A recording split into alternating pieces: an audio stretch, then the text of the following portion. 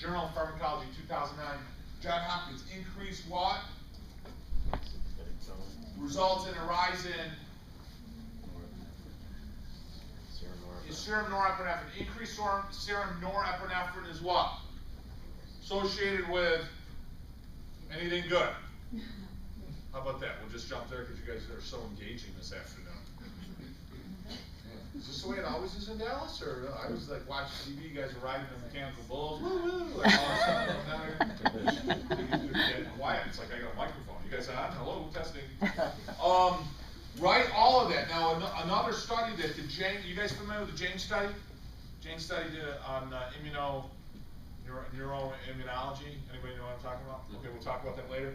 But he's doing a study right now on osteoporosis, showing that if the spine is subluxated, then what's happening is the sympathetics are what? Hyperactive. Adrenals are hyperactive. Therefore, osteoclast activity in response to the adrenal and norepinephrine is what? Hyperactive. It diminishes or inhibits osteoblast activity.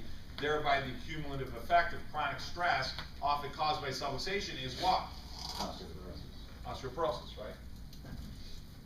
So kind of neat, right? He's not a chiropractor. So, Journal of Osteopathic Medicine, we talked about that already. I don't want to do that one, I don't want to do that one.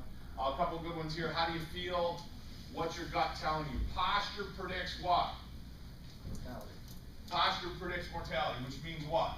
The worse or poorer your posture is, what?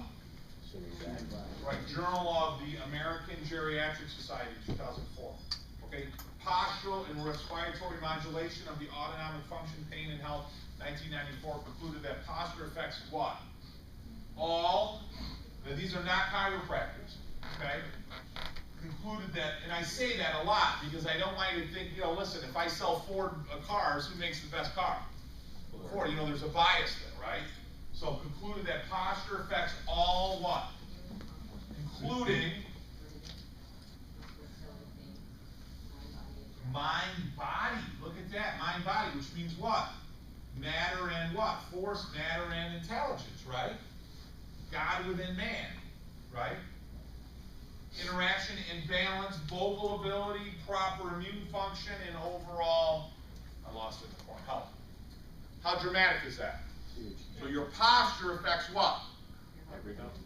Every part of your health. So should posture be something you address and talk about?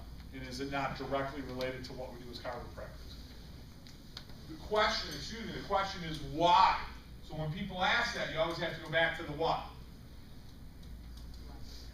Life, the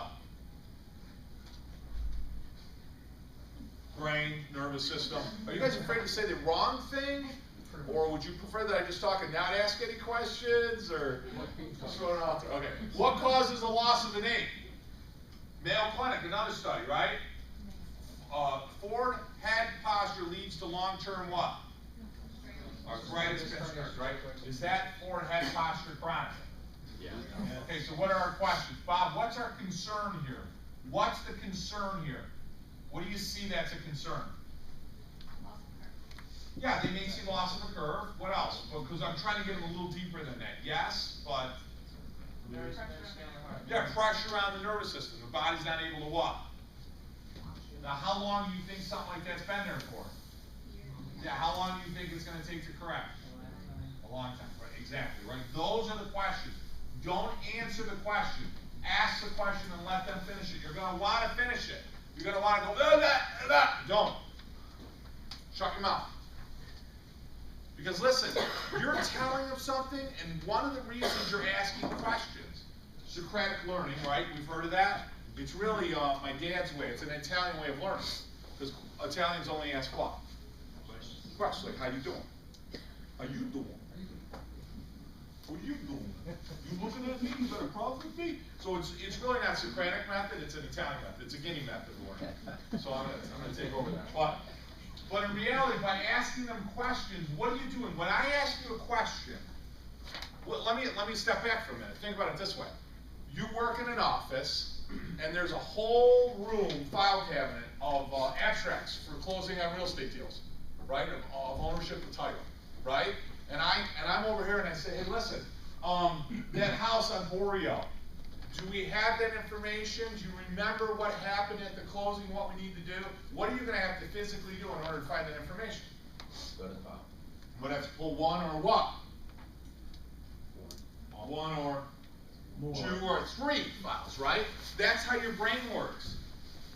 Let them open a file. Let them make an association. You understand your brain works through what? Dendrites making what? Neurosynapses, neurochemical connections. You're trying to take something they already know and connect it, make synaptic connections with something that they don't know. And the only way you're going to be able to do that is by asking a question and let them what? Make a, because that's what's happening right now. They're making a what?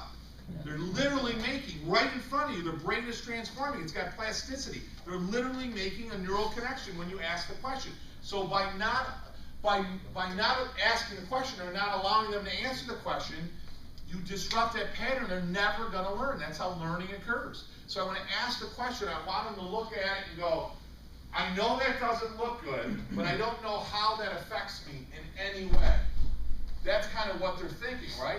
But when you say, hey, this is you, how long is your, I'm using those words very specifically. How long has your spine looked like that? How long do you need care?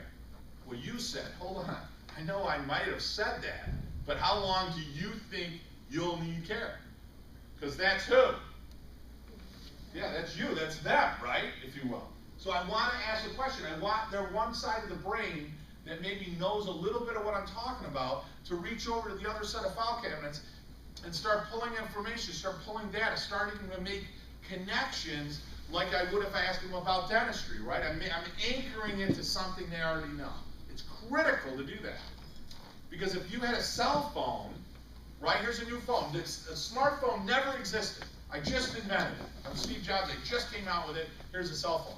But cell phones never existed before right now. Other than that, what do you got at home? Cell phone. And it's non-wireless. Let's make an extreme example. It's non-wireless. How are you going to explain this to my dad, who up until a couple of years ago actually has the rotary phone at his house? One phone in the house. I'm not making it up. Don't you guys just want to meet him? I talk about him all the time. How are you going to say it? Joe, listen, we got this cell phone. Right? Don't a lot of people that are not familiar with the technology, does that mean anything to you? What do you mean a cell phone? I don't even know what that means. Why would you cell? Is it biological? Is it part of the body? Like, what do you mean cell phone? Well, it's a phone. Well, how the hell is it going to be a phone? I mean, it doesn't look like a phone. It's like a little black monolith, right? How is that a phone? How are you going to continue to try to explain it to somebody like my dad who's never seen that? Help me. Well, how would you say it? What would you say? Well, it's just like... It's just like your phone at home, it's just not connected. Okay, right? Now I'm starting to get something. Well, it's just like your phone at home, but it's what? It's not connected. It's not connected. Right? I'm going to start to use things that are what? Familiar, similar. I'm going to anchor them. So here's something you already got in your brain. I already got that data here. That file's already here. And here's a new concept. I'm trying to get you to anchor this abstract concept to something you already understand that you already know. It's the fastest way to learn. So, hey, listen, Barbara, chiropractic, or at least what we do in the office, is very similar to dentistry, right? We're taught to brush and floss and take good care of our teeth, right? But if you don't do that, what happens to your teeth? They rot, they decay. You know what? Your brain, your nervous system, they're exactly the same way. They need to be cared for. Now, I know nobody came in your school and said, hey, listen, this is how you brush your vertebrae. I get that. But in reality, just like your teeth, if you don't care for your brain and spinal cord, what happens to them? They're going to rot, right? Now, why is it a big concern? Because what's this thing up here? That's your brain, and what's all this stuff down in here, all up in here? So best friend gave me the best advice. He said each day